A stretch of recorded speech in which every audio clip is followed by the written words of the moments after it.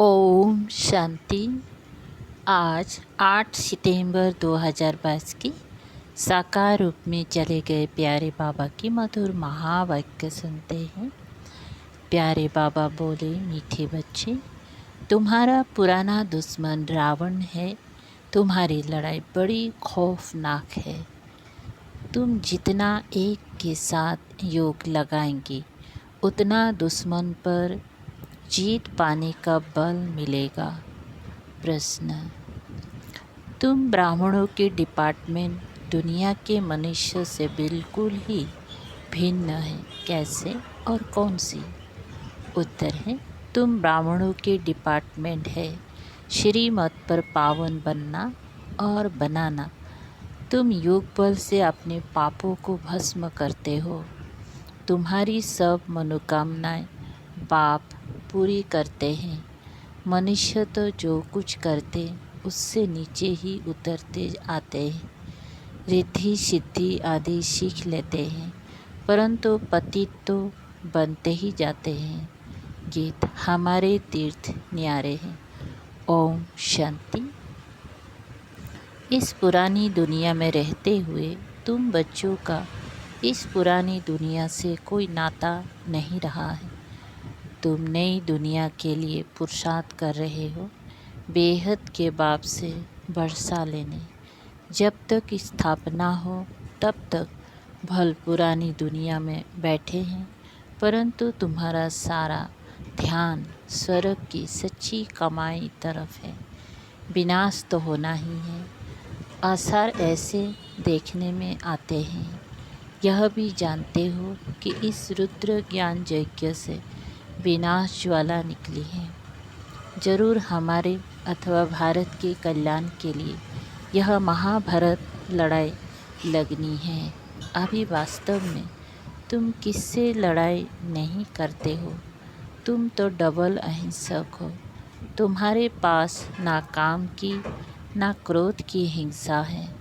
मुख्य हिंसा काम की कही जाती है। ये तो है ही पतित दुनिया। किस कारण पतित बने हो? विकार के कारण। यह काम विकार आदि मध्य अंत दुख देता है। क्रोध के लिए नहीं कहा जाता। अपवित्रता और पवित्रता की बात है। काम ही सबको धोखा देता है। इस काम पर ही अबलाओं पर अत्याचार होते हैं। एक पवित्र बने दूसरा ना बने तो झगड़ा हो पड़ता है। बाप कहते हैं दोनों को प्रतिज्ञा करनी है। ज्ञान चिता पर बैठने की, वह काम चिता पर बिठाते हैं। बाप वह सौदा कैंसिल कराते हैं। अपवित्र दुनिया स्थापन होती है तो वह सौदा कैंसिल करना पड़े। ज्ञान चिता पर बैठने से पवित्र दुनिया के मालिक बनेंगे। तुम्हारी भी लड़ाई है। उस बाहुबल की लड़ाई से वास्तव में तुम्हारी लड़ाई बड़ी खौफनाक है, क्योंकि रावण तुम्हारा बहुत पुराना दुश्मन है। उस पर जीत पानी है। जितना एक के साथ बुद्धि योग लगाएंगे तो बल मिलेगा। सारा मदार है श्रीमत पर चलने का। श्रीमत कहते हैं गृहस्थ व्यवहार में रहते सर्वगुण संपन्न स्वल कला संपूर्ण बनना है। आत्मा को ही बनना है। आत्मा स्वल कला संपूर्ण थी। अब वह 84 जन्म लेते लेते नीचे उतरती है। जरूर बच्चे जानते हैं देवी देवताओं का राज्य था। राम राज्य स्थापन हुआ। राम नाम रख दिया है। वास्तव में नाम शिव है। शिवाय नमः कहते हैं, रामाय नमः नहीं कहते हैं। शिव बाबा अक्षर बहुत राइट है। राम को बाबा कोई कहते नहीं, शिव को बाबा कहते हैं। राम यानी परम पिता परमात्मा, ना कि रघुपति राघव राजा राम। मनुष्य जो सुनते वह बोलते जाते हैं। अब सिवाय तुम बच्चों के और कोई भी परम पिता परमात्मा के साथ यथार्थ योग नहीं लगाते हैं। वे तो समझते हैं कि परमात्मा तो ब्रह्म ज्योति स्वरूप है, नाम रूप से न्यारा है। अगर ब्रह्म कहते तो भी नाम हो गया ना, कुछ भी समझते नहीं। बाप कहते हैं मैं ज्ञान का सागर हूँ, मैं अति सूक्ष्म हूँ। इससे सूक्ष्म कोई चीज़ होती नहीं, अति सूक्ष्म है। जैसे झाड़ का बीज सूक्ष्म होता है, देखने में कितना छोटा है, मनुष्य सृष्टि का बीज तो सबसे सूक्ष्म है। सबसे छोटी खसखस होती है, बहुत पतली होती है। उनके झाड़ बहुत बड़े बड़े होते हैं, तो परमपिता परमात्मा तो उनसे भी अति सूक्ष्म बिंदी है। बाप कहते हैं मैं जो हूँ जैसा हूँ, इस रीति तुम्हारे में भी नंबरवार जानते हैं। कोटों में कोई ही इस राज को समझते हैं। शिव बाबा जैसी महिमा और कोई भी मनुष्य आत्मा की नहीं हो सकती। कैसे आकर पति दुनिया को पावन बनाते हैं, सम्मुख आकर बच्चों को पढ़ाते हैं। कुछ भी जानते नहीं हैं, ना मुझे जानते, ना चक्र को जानते हैं। अभी तुम नंबरवार पुरुषार्थ अनुसार जानते हो। तुम्हारा इस पुरानी दुनिया की बातों से ताल्लुक नहीं है। मनुष्य तो घोर अंधियारा में है, उनका तो धंधा ही है अपना। तुम्हारा धंधा अपना है। तुम हो गए गुप्त युग बल की सेना, वह है बाहुबल की सेना। उनको तुम जानते हो, तुमको कोई नहीं जानते। वह लोग साइंसदान तो स्टार पर जाने की कोशिश करते हैं। देखा है तो समझते हैं, हम क्यों नहीं जा सकते। हम समुद्र का अंत क्यों नहीं पा सकते, इसीलिए पुरुषार्थ करते हैं। बाकी जो इन आँखों से नहीं देखा जा सकता, उनका पुरुषार्थ कर नहीं सकते। उनकी बुद्धि में तो स्थूल चीज़ें आती हैं, उनके लिए पुरुषार्थ करते हैं। सूक्ष्म से सूक्ष्म परमात्मा को तो जानते ही नहीं। खुद ही आकर बच्चों को अपना परिचय देते हैं। तुमने चित्र बड़ा ज्योतिर्लिंगम बनाया है, तो तुम्हारी बुद्धि में भी वह आता है। बाप बच्चों को समझाते रहते हैं कि जैसे बाप की गत मत न्यारी है, वैसे ही तुम्हारी सद्गति की मत सारी दुनिया से न्यारी है। तुम्हारा और कोई बात से ताल्लुक नहीं है। तुम सच्चे ब्राह्मण बने हो। ब्राह्मणों का विस्तार तो कुछ है नहीं। वो ब्राह्मण लोग कहेंगे हम ब्रह्मा की औलाद हैं। ब्रह्मा तो हुआ प्रजापिता, उनका बाप कौन, वो तो कोई जानते नहीं। वो तो त्रिमूर्ति ब्रह्मा कह देते हैं। ब्रह्मा के 3 रूप कैसे हो सकते। ये तो 3 देवताएं हैं, तीनों की एक्टिविटी अलग है। रचयिता तो एक ही शिव है। हम सब उनकी रचना वहाँ रहने वाली है। ऊँचते ऊँच बाप ही सुप्रीम सोल है। सुप्रीम सोल एक निराकार बाप को कहा जाता है। ऐसे नहीं कि वह भी निराकार परमात्मा और हम आत्माएं भी निराकार, सब एक ही हैं, सब उनके ही रूप है। नहीं, बाप अलग हैं, बच्चे अलग हैं। तुमको बाप ने नॉलेज दी है। शास्त्र में तो यह बातें है नहीं कि ब्रह्मा बंसी ब्राह्मण को परम पिता परमात्मा बैठ पढ़ाते हैं। परमात्मा ने आकर ये ब्रह्मा मुख वंशावली रची है। जब चक्र पूरा हो, संगम होता है, तो बाप आकर पतित दुनिया की अंत और पावन दुनिया की आदि करते हैं। तो ज़रूर संगम पर ही आना पड़े। पावन बनने में टाइम लगता है। आधा कल्प से सिर पर पापों का बोझा है। योग अग्नि से आत्मा में खाद पड़ी है, वह निकलती है। तुमको सतु प्रधान बनना है हम जो पतित बने हैं, याद से ही पावन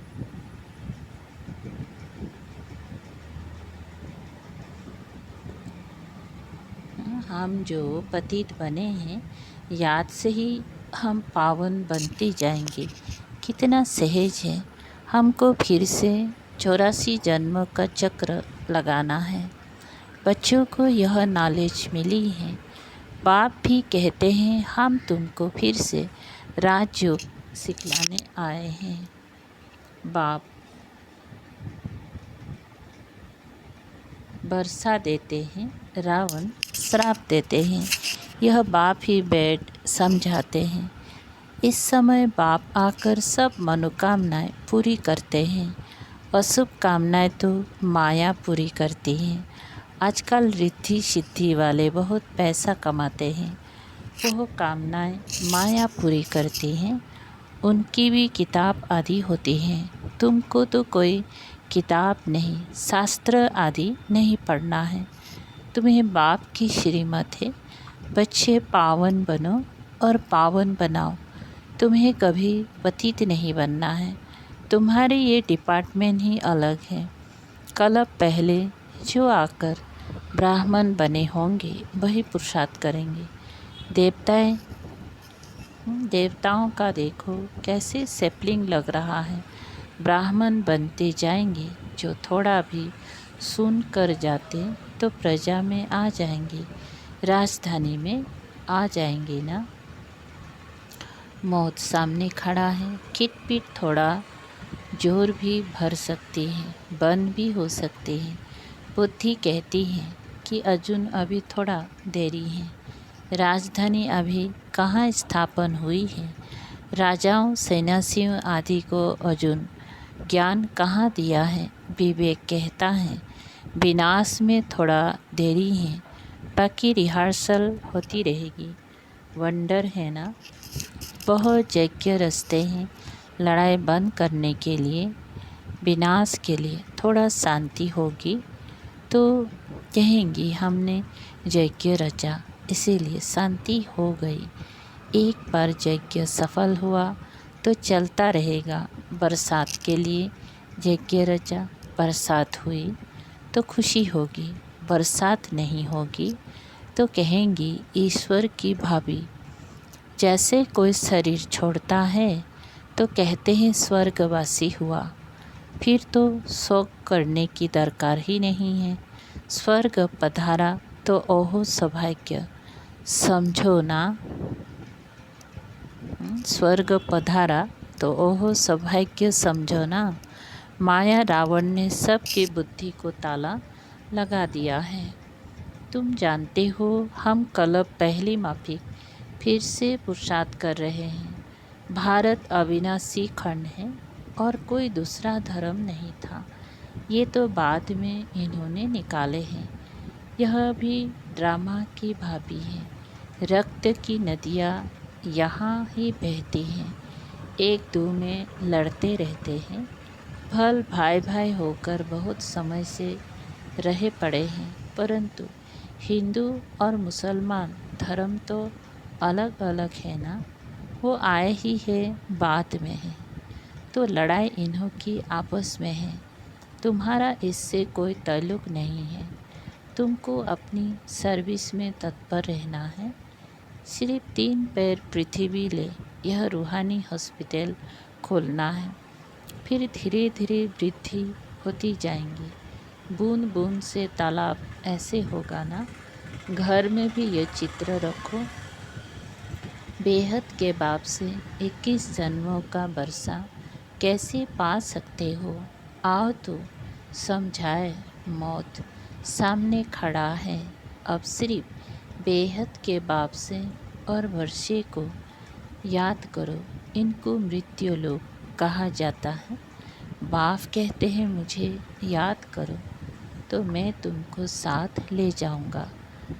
तब तो कहते हैं ना मैं कालों का काल महाकाल हूँ। अकाल तख्त है ना। तुम अकाल आत्मा हो। बच्चे समझते हैं कि हम इस दुनिया से बिल्कुल न्यारे हैं। यहाँ पढ़ाने वाला विचित्र है। आत्माओं से बात करते हैं, आत्मा ही सुनती है, आत्मा ही इस मुख द्वारा सुना रही है। आत्मा इन कानों द्वारा सुन रही है। हम आत्मा इस शरीर से ये करते हैं। आत्मा को रचना मिलती है, आत्मा को रचना मिलती है। आत्मा ही कहती है यह मीठा है, यह खट्टा है। आत्मा में ही संस्कार रहते हैं। आत्माओं को बाप कहते हैं अब घर वापिस जाना है।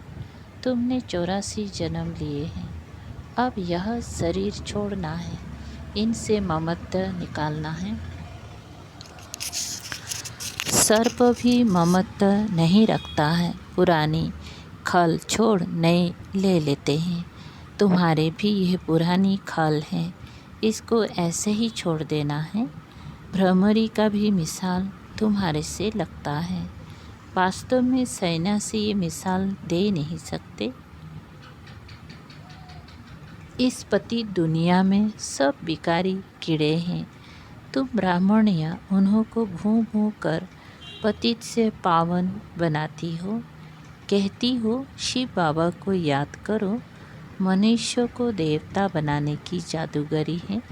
जादूगर, सौदागर, रत्नागर ये सब उनके नाम हैं। अच्छा, बच्चों को समझाते तो बहुत हैं, फिर भी कहते हैं बाप और वर्षे को याद करो। बाप कहते हैं अगर तुम एक बार मुझ पर बलिहार जाएंगे तो मैं 21 बार तुम पर बलिहार जाऊंगा। यह सौदा तो अच्छा है ना। शिव बाबा तो दाता है ना।